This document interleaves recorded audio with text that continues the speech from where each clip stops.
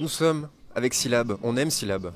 C'est important pour vous d'être là encore pour Mediapart aujourd'hui à la MQV? Ben oui, c'est indispensable. Quand on a entendu parler de ça, le projet porté par la Maison internationale de Rennes, qui a répondu donc à cet appel à projet pour les 10 ans de Mediapart.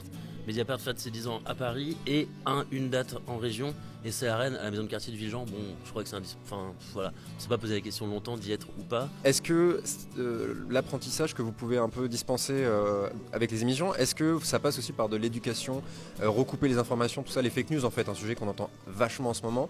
Oui, il y a des formations qui sont dispensées en début de saison pour les nouveaux arrivants, pour ceux qui ne sont pas initiés à l'activité radiophonique. Et dans le cadre de ces formations, justement, on leur apprend à décrypter l'information, à l'analyser, à recouper un petit peu les sources, ne pas se fier à une seule et même source, et bien entendu à diffuser des informations qui s'avèrent correctes. On a une formation demain sur le journalisme d'actualité.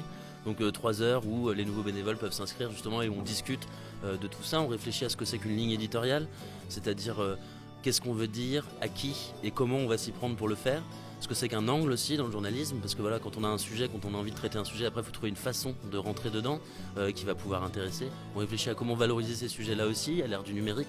Donc tous ces questionnements-là, ils sont très importants. L'objectivité ou non du journaliste, donc sa subjectivité, puisque moi je fais partie des gens persuadés que l'objectivité journalistique ne peut pas exister à partir du moment où nous sommes des individus, à partir du moment où on tient un micro comme tu le fais là, on est déjà dans une attitude active, donc on réfléchit à toutes ces choses-là, et quand on fait devenir journaliste des gens, des jeunes, et voilà, que ce soit à travers des ateliers radio ou avec nos bénévoles, être journaliste ça permet de comprendre tout ça en fait, le fait de faire.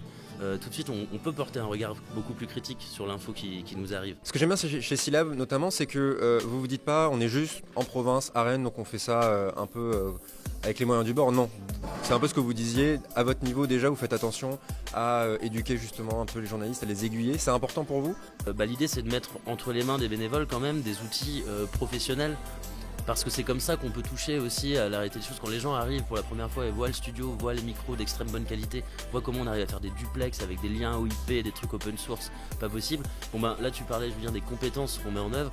Voilà, nous c'est une richesse de dingue les compétences. Et c'est vrai que Claude Dussault que j'évoquais là a fait beaucoup pour cette radio, parce que lui il avait à cœur, il venait de Radio France, il avait à cœur justement qu'on n'ait pas à souffrir d'une espèce de concurrence avec ces personnes-là.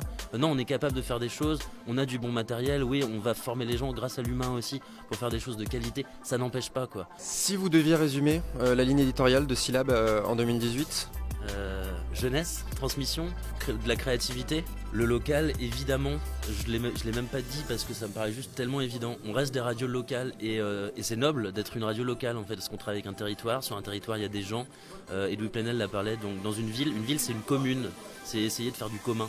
Donc nous, c'est de repérer les acteurs qui œuvrent pour faire du commun. Être impliqué sur le territoire, c'est oui, être ici à la maison de quartier de Villejean, comme être à l'étage du Liberté quand il y a un gros festival comme festival de cinéma complètement incroyable qui s'appelle Travelling. Oh là là, on va pas être invité cette année. Aïe.